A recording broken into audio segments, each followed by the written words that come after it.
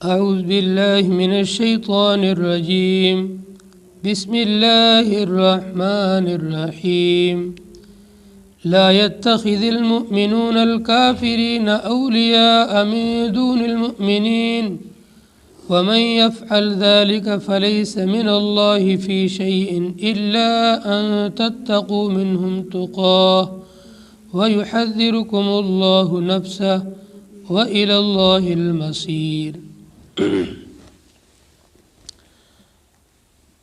سورہ آل عمران سورت نمبر 3 آیت نمبر 28، 29 اور 30۔ اللہ تعالیٰ کے فضل و کرم اور احسان سے آج ہم سورہ آل عمران کی 28، 29 اور 30 ان 3 آیات کی تفسیر اور ان کا ترجمہ سنیں گے اور پڑھیں گے۔ پچھلی آیات کے اندر بتایا تھا کہ عزت اور ذلت یہ اللہ کے ہاتھ میں ہے۔ اللہ تبارک و تعالیٰ کو چھوڑ کر جو لوگ کسی کی دنیا کے اندر تھوڑی سی ظاہری اگر کافروں کی، غیر مسلموں کی عزت اور دولت کو دیکھ کر ان کی طرف مائل ہوتے ہیں تو یہ دھوکے کے اندر ہے۔ ان العزت للہ جمیعا، ہر قسم کی عزت اللہ کے پاس میں ہے اور اللہ کے ہاتھ میں ہے۔ آج کی ان آیات کے اندر اللہ تعالیٰ بہت اہم مسئلہ بیان کرتے ہیں کہ کافروں کے ساتھ میں، غیر مسلموں کے ساتھ میں دلی دوستی کرنا یہ جائز نہیں ہے۔ جائز نہ ہونے کی وجہ یہ ہے کہ ایک ایمان والے کی زندگی با مقصد ہوتی ہے۔ اللہ تعالیٰ نے ایمان والوں کی اور مسلمانوں کی جو زندگی بنائی ہے وہ با مقصد زندگی بنائی ہے، بے مقصد نہیں ہے۔ پیدا ہو گئے، جانوروں کی طرح چر لیا، کھا لیا، پی لیا اور مر گئے، کوئی مقصد ہی نہیں ہے۔ بلکہ ایمان والوں کی زندگی ایک مقصد کے تحت میں ہے، اور وہ مقصد کیا ہے اس کو اللہ نے قرآن میں ذکر فرمایا۔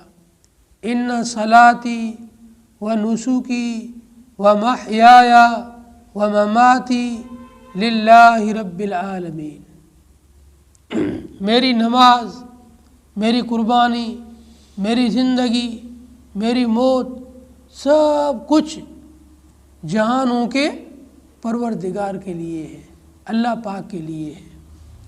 انسان کی زندگی بھی اللہ کی محبت میں اور اللہ کے نام پر وقف ہے، اور انسان مرے گا بھی اللہ کے نام پر، اور انسان کی عبادت بھی صرف اللہ کے لیے ہے۔ یعنی حقیقی جو مسلمان ہوگا، جو ایمان والا ہے، یہ اللہ تعالیٰ کا فرما بردار، اللہ تعالیٰ کا مطیع، اس کی عبادت، اس کی نمازیں، اس کا جینا، اس کا مرنا، سب کچھ اللہ کے لیے ہوتا ہے۔ اور اس کو احادیث میں بھی بیان فرمایا، بخاری شریف کی حدیث ہے۔ نبی صلی اللہ علیہ وسلم ارشاد فرماتے ہیں، من احب للہ و ابغض للہ و اعطى للہ و منع للہ فقد استکمل الایمان۔ جس آدمی نے کسی سے محبت کی تو صرف اللہ کے لیے، کسی سے دشمنی کی تو صرف اللہ کے لیے، کسی کو کچھ دیا تو بھی اللہ کے لیے، اور کسی کو منع کیا تو بھی اللہ کے لیے۔ ایک ایمان والا ایسے سے ہی دوستی کرے گا جس دوستی کے ذریعے سے اس کو اللہ حاصل ہو، اللہ تعالیٰ کی محبت میں ترقی ہو، ایسے لوگوں سے دوستی کرے۔ اگر ایمان والا یہودوں سے، نصارہ سے، مشرکین سے دلی دوستی رکھے گا تو اس کو اس کی عادتیں پسند آنا شروع ہو جائے گی، اور اس کے اندر جو شرک کی اور کفر کی برائی ہے وہ اس کی نگاہوں میں ہلکی ہو جائے گی۔ اس لیے ایمان والے کو حکم دیا جا رہا ہے کہ ایمان والوں کو چھوڑ کر غیر ایمان والوں سے، کافروں سے، مشرکوں سے، یہودیوں سے، نصرانیوں سے دلی دوستی مت رکھنا۔ اب ایک انسان کے دوسرے انسان کے ساتھ جو تعلقات ہوتے ہیں، ان تعلقات کے علماء نے اور مفسرین نے 4 درجے رکھے ہیں۔ سب سے پہلا درجہ جس کا عربی میں نام بتایا جاتا ہے موالات۔ موالات کے معنی کسی سے دلی محبت کرنا، دلی دوستی کرنا، قلبی دوستی کرنا، قلبی محبت کرنا، اس کی محبت دل میں اور قلب کے اندر رچ بس جائے، اس کو کہتے ہیں موالات۔ یہ کسی بھی ایمان والے کی کسی بھی غیر ایمان والے کے ساتھ میں کسی شکل میں جائز نہیں ہے۔ ایک ایمان والا یہ کسی کافر سے دلی محبت کر ہی نہیں سکتا ہے، کیونکہ اس کے دل میں اللہ کی بغاوت بھری ہوئی ہے۔ کافر جو اللہ کا باغی ہے، اللہ کا منکر ہے، تو ایسے آدمی سے ایمان والا دلی دوستی کر ہی نہیں سکتا ہے۔ اس کو عربی میں موالات کہتے ہیں۔ تو موالات ناجائز اور حرام ہے۔ ایک ایمان والا کسی کافر، مشرک، یہودی اور نصرانی سے دل سے محبت نہیں کر سکتا ہے، قلب سے اس کی محبت نہیں کر سکتا ہے، اپنے دل اور قلب کے اندر اس کی محبت کو بسا نہیں سکتا ہے۔ اس لیے دلی دوستی تو کافروں سے جائز نہیں ہے۔ یہ پہلا درجہ۔ دوسرا درجہ ہے مواسات۔ مواسات کہتے ہیں کسی کے ساتھ خیر خواہی کرنا، کسی کا بھلا کرنا، کسی کو نفع پہنچانا۔ یہ جو کافر اہل حرب ہے، برسر پیکار ہے، میدان جہاد میں مسلمانوں سے لڑ رہے ہیں، ایسے کافروں کے علاوہ دوسرے کافروں سے جائز ہے۔ کوئی بوڑھے ہیں، عورتیں ہیں، بچے ہیں، کمزور ہیں، جو لڑ نہیں سکتے ہیں، لڑنے نہیں آئے ہیں، وہ اپنے گھروں میں بیٹھے ہیں، تو ایسے لوگوں پر اگر کبھی حالات آ جائیں، بیماریاں آ جائیں، فقر و فاقہ آ جاوے، تو آپ ان کے ساتھ خیر خواہی، ہمدردی اور ان کو نفع پہنچا سکتے ہو، ان کو مالی امداد کر سکتے ہو۔ اسے کہتے ہیں مواسات، کسی کی غم خواری کرنا، کسی کے غم میں شریک ہونا۔ ان کے یہاں موت ہو جائے تو آپ بیٹھنے جا سکتے ہو، ان کے جو ہے جا کر کے تعزیت کر سکتے ہو، اس کو مواسات کہتے ہیں۔ یہ جائز ہے ان کافروں کے علاوہ جو کافر تم سے لڑ رہے ہیں، جو میدان جہاد میں ایمان والوں سے برسر پیکار ہے، ان کافروں کو چھوڑ دو، باقی جتنے بھی ہیں ان سب کے ساتھ مواسات جائز ہے، خیر خواہی کرنا جائز ہے۔ اور تیسرا درجہ ہے مدارات۔ مدارات کہتے ہیں صرف ظاہری کے اندر خوش اخلاقی سے پیش آنا۔ آپ کسی دکان پہ گئے، وہاں پر کوئی آپ کے ساتھ پڑھنے والا اسٹوڈنٹ جو غیر مسلم آ گیا، آپ نے اس سے بات کر لی، ہنس کے بول لیے، چائے پلا دی، اس کو خوش اخلاقی کہتے ہیں۔ یہ بھی جائز ہے، ایسا بھی کر سکتے ہیں۔ اور چوتھا درجہ ہے معاملات۔ کسی کافر کے ساتھ میں مل کر کے کاروبار کرنا، پارٹنرشپ کے اندر، یا اس کے ماتحتی میں ملازمت کرنا، یا خود اس کو اپنی کمپنی میں ملازم رکھنا، لین دین، تجارت، ملازمت، یہ سب کے ساتھ میں جائز ہے۔ تو کافروں کے ساتھ میں لین دین بھی جائز ہے، تجارت کرنا جائز ہے، ملازمت کرنا جائز ہے، پارٹنرشپ کرنا جائز ہے۔ اسی طریقے سے کوئی کافر ہو اور وہ تم سے لڑتا نہیں ہے، مصیبت کے اندر ہے، تو اس کے ساتھ میں خیر خواہی کرنا اور نفع پہنچانا بھی جائز ہے۔ لیکن دل سے کسی کافر سے محبت کرنا یہ کسی شکل میں جائز نہیں ہے، چاہے وہ آپ سے برسر پیکار ہو، چاہے وہ مصیبت میں ہو، چاہے کسی بھی حال میں ہو۔ کسی بھی کافر سے ایمان والا دلی دوستی نہیں کر سکتا ہے، دل سے محبت نہیں کر سکتا ہے۔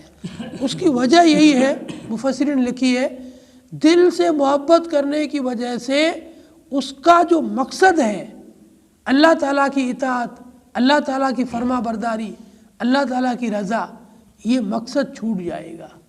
جب کافر سے دلی دوستی کرے گا تو جو دوست ہوتا ہے وہ دوسرے دوست کو پسند کرتا ہے اور اس کی ہر عادت، ہر عمل، ہر چیز اس کی اچھی لگتی ہے۔ تو جب ایمان والا کافر سے دلی دوستی کر لے گا تو کافر کے عقائد، کافر کے اعمال، کافر کے افکار، کافر کی سوچ یہ اسے پسند آنے لگ جائے گی، جبکہ یہ ہمارے ایمان کے منافی ہے۔ کافر تو اللہ کا منکر ہے، اللہ کا انکار یہ کوئی ایمان والا پسند نہیں کر سکتا ہے۔ کافر تو جتنے بھی ایمان کے اعمال ہیں ان سب کو برا دیکھتا ہے، تو ایمان والے اعمال کو برا دیکھنے والے کو ایمان والا کبھی اپنا دلی دوست نہیں بنا سکتا ہے۔ اس لیے ایمان والوں کو حکم دیا کہ آپ کافروں کو دلی دوست نہ بناؤ۔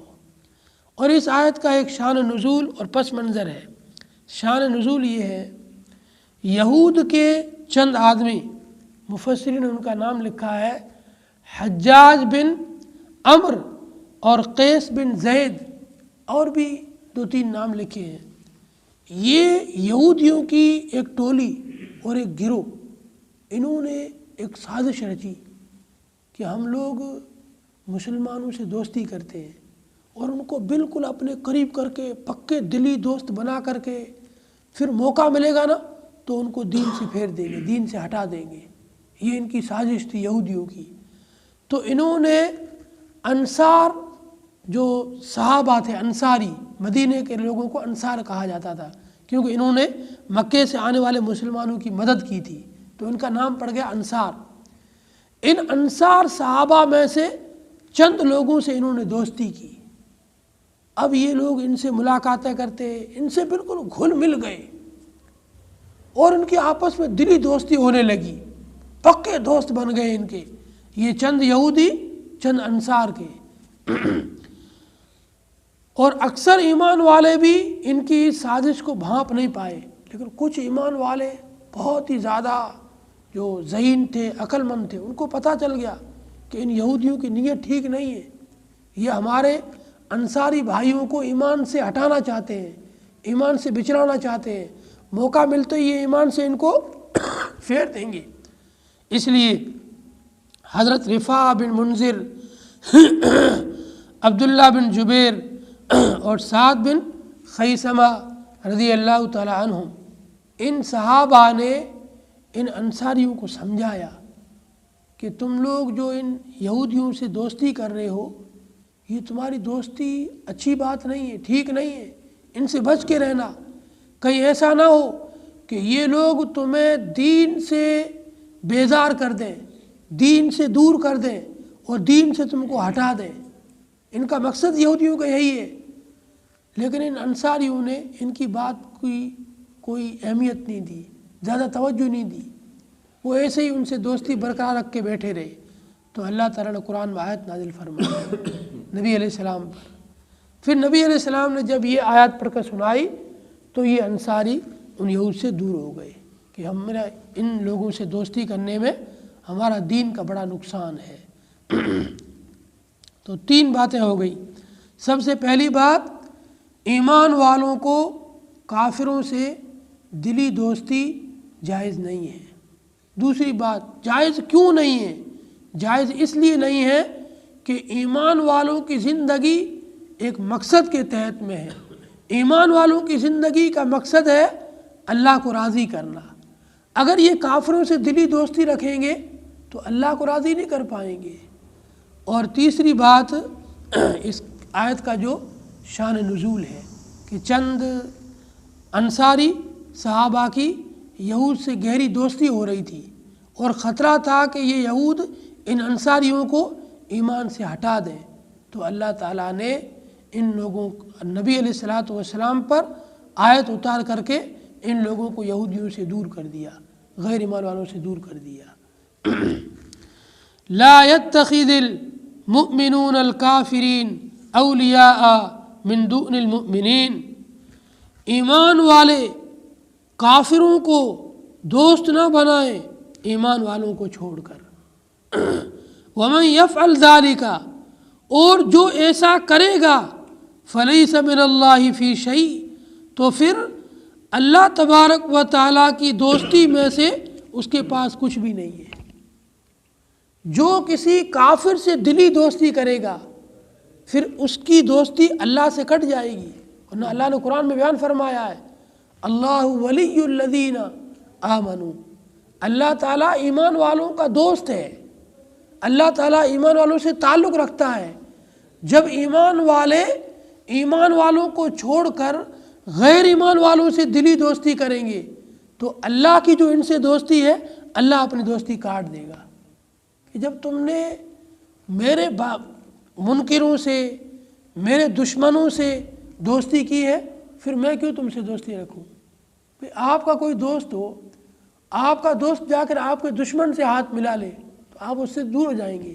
جب تو میرے دشمن سے جا کے مل گیا، میرے دشمن سے جا کے تو نے دوستی کر لی ہے، اب میرے کام کا نہیں ہے تو اللہ بھی کہہ رہا ہے ایمان والوں سے جب تم میرے دشمنوں سے اور میرے انکار کرنے والوں سے دلی دوستی رکھو گے پھر میں اپنی دوستی تم سے کاٹ لوں گا، میرا تم سے کوئی ناتا اور کوئی تعلق، کوئی رشتہ نہیں ہوگا۔ الا ان تتقوا منہم تقا، مگر یہ کہ ان سے بچنے کے لیے، ہاں اگر کافروں سے تمہیں کوئی خطرہ ہو، کوئی مصیبت ان کی طرف سے آ سکتی ہے تو ظاہری طور پر تو خالی تم دکھلاوا کر سکتے ہو کہ ہاں بھائی ہم تمہارے لیے بہت اچھے ہیں، ہم تمہارے خیر خواہ ہیں، جس کو ظاہری خوش اخلاقی کہتے ہیں۔ تو ظاہری خوش اخلاقی سے ان کے شر سے بچنے کے لیے کر سکتے ہو، لیکن دلی دوستی یہ جائز نہیں ہے۔ وَيُحَذِّرُكُمُ اللَّهُ نَفْسًا، اللہ تعالیٰ تمہیں اپنی ذات سے ڈراتا ہے۔ اللہ کہتا ہے بھائی ان سے دوستی نہ کرو، اللہ سے دوستی کرو، اللہ تعالیٰ سے تعلق رکھو۔ جس نے اللہ کے لیے محبت کی، اللہ کے لیے دشمنی رکھی، اللہ کے لیے دیا، اللہ کے لیے ہی منع کیا، اس نے اپنے ایمان کو مکمل کر دیا۔ وَإِلَى اللَّهِ الْمَصِيرُ، اور اللہ ہی کی طرف لوٹ کر جانا ہے۔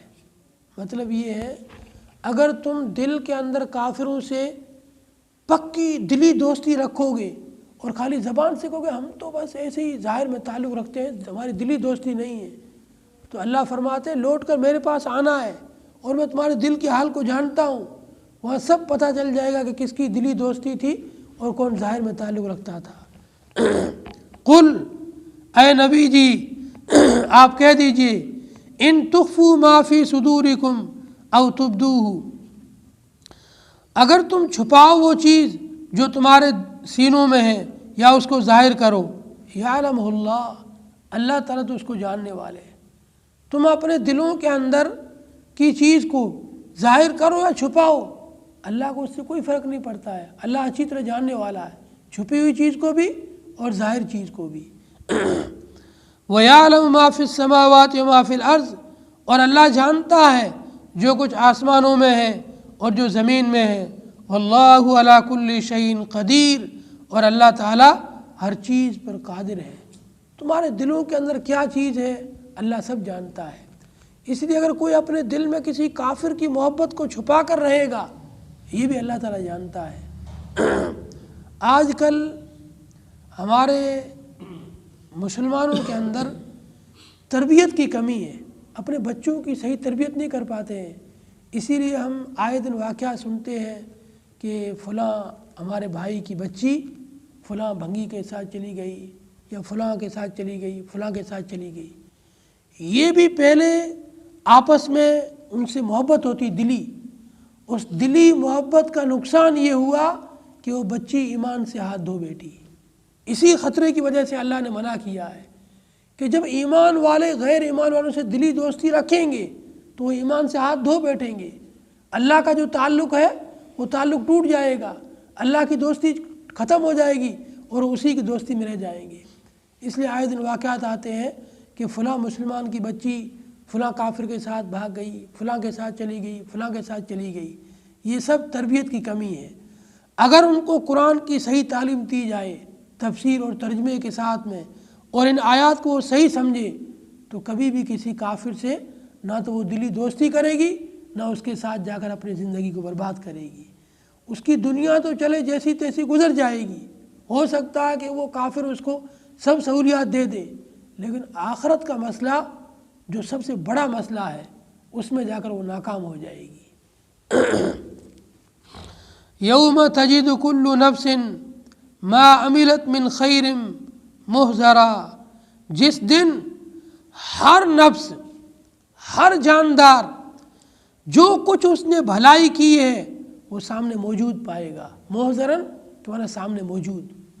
اللہ تبارک و تعالی میدان محشر میں ہر انسان کے سامنے اس کی ہوئی بھلائی کو اس کے سامنے پیش کرے گا۔ وما عملت من سوء، اور جو اس نے برائی کی تھی وہ بھی وہاں پہ اس کے سامنے موجود پائے گا۔ دنیا میں جو بھی انسان نے چاہے برائی کی چاہے بھلائی کی، دونوں چیزیں وہاں سامنے موجود پائے گا، حاضر پائے گا کہ یہ میری اچھائیاں بھی سامنے ہیں اور برائیاں بھی سامنے ہیں۔ تودو لو ان بینہا و بینہ امدا بعیدا، اس وقت وہ تمنا کرے گا کاش کہ میرے اور اس کے درمیان میں ایک دور کا فاصلہ اور فرق ہوتا۔ پھر وہ تمنا کرے گا کہ یہ جو میرا کافر دوست ہے نا، کاش کہ میرے اور اس کے درمیان میں بہت زیادہ دوری ہوتی، میرے اور اس برائی کے درمیان میں بہت زیادہ دوری ہوتی، لیکن میں اس کو کر بیٹھا، اب مجھے سزا بھگتنی پڑے گی۔ وَيُحَذِّرُكُمُ اللَّهُ نَفْسًا، اللہ تعالیٰ تمہیں اپنی ذات سے ڈراتا ہے۔ وَاللَّهُ رَؤُوفٌ بِالْعِبَادِ، اللہ تعالیٰ اپنے بندوں پر بہت زیادہ مہربان اور رحم کرنے والا ہے۔ اس لیے اللہ تعالیٰ اکثر و بیشتر گناہوں کو تو بغیر توبہ کے ہی معاف کر دیتا ہے، اور جو انسان توبہ کرتا ہے اللہ اتنا مہربان ہے اس کی توبہ کو رد نہیں کرتا ہے، بلکہ اللہ تعالیٰ توبہ کو قبول کرتا ہے۔ حدیث میں آتا ہے ان اللہ یقبل توبۃ العبد ما لم یغرغر، اللہ تعالیٰ بندے کی توبہ کو قبول فرماتے رہتے ہیں یہاں تک کہ اس کے غرغرے کی حالت پیدا ہو جائے۔ جب انسان کو موت آتی ہے نا، موت سے چند لمحات پہلے جب سانس نکلنا شروع ہوتا ہے، جب گلے تک آتا ہے نا، تو اس میں غرغرے کی حالت پیدا ہوتی ہے، گر یوں آواز پیدا ہوتی ہے سانس نکلتے ہوئے۔ اللہ فرماتے ہیں یہاں تک بھی اگر اس حالت تک بھی بندہ توبہ کر لیتا ہے تو میں توبہ کو قبول کر لے گا۔ جب گرگرے کی حالت پیدا ہو گئی اس کے بعد میں پھر توبہ قبول نہیں ہوتی ہے۔ یعنی موت سے چند سیکنڈ اور چند گھڑیاں پہلے بھی اللہ تعالیٰ توبہ قبول کرتا ہے، اتنا بڑا اللہ مہربان ہے۔ اس لیے اگر کسی سے کوئی گناہ ہو گیا ہو تو اس سے توبہ کر لے، اللہ کی ذات بہت بڑی ہے، توبہ قبول کرنے والی ہے، اور جتنی نیکیاں ہوئی ہے ان کا محاسبہ کر کے اللہ کا شکر ادا کرے، گناہوں سے معافی مانگے۔ اللہ تعالی ہم تمام کو قرآن پاک کو صحیح سمجھ اور عمل کی توفیق عطا فرمائے۔ اللہم صلی علی محمد عبدک ورسولک وصلی علی المؤمنین والمؤمنات والمسلمین والمسلمات۔ ربنا آتنا فی الدنیا حسنہ وفی الآخرۃ حسنہ وقنا عذاب النار۔ یا اللہ ہم سب کو گناہوں خطاؤں سے دور فرما، یا اللہ ہمیں گناہوں سے محفوظ فرما، یا اللہ ہمیں گناہوں سے بچا لے۔ اے اللہ ہم کمزور بندے ہیں، گناہوں سے بچ نہیں سکتے ہیں، آپ اپنے رحمت کے ذریعے سے ہمیں گناہوں سے بچا لیں۔ آپ اپنے فضل اور خصوصی کرم سے ہمیں گناہوں سے بچنے کی توفیق عطا فرما۔ یا اللہ ہمیں گناہوں سے بچا لے، گناہوں بھری زندگی سے بچا لے۔ یا اللہ شرمگاہ کے گناہوں سے، زبان کے گناہوں سے، آنکھوں کے گناہوں سے ہمیں محفوظ فرما۔ یا اللہ یہ آنکھیں ہی ہیں جو ادھر ادھر بار بار بھٹکتی ہے اور پھر گناہوں کے اندر لے جاتی ہے، زبان بھی بار بار پھسلتی ہے اور انسان کو گناہوں میں مبتلا کرتی ہے۔ یا اللہ ہماری آنکھوں کو، ہماری زبانوں کو، ہماری شرمگاہوں کو حفاظت فرما۔ یا اللہ ہم سب کو ہر قسم کی گندگی سے، گناہ سے پکی سچی توبہ کر کے ایمان والی، اعمال صالحہ والی زندگی گزارنے کی توفیق عطا فرما۔ جن لوگوں نے دعاؤں کے لیے کہا ہے، لکھا ہے، امید رکھتے ہیں، سب کی جائز تمنا و مرادوں کو پورا فرما۔ یا ربی صلی وسلم دائما ابدا علی حبیبک خیر الخلق کلہم برحمتک یا ارحم الراحمین، آمین۔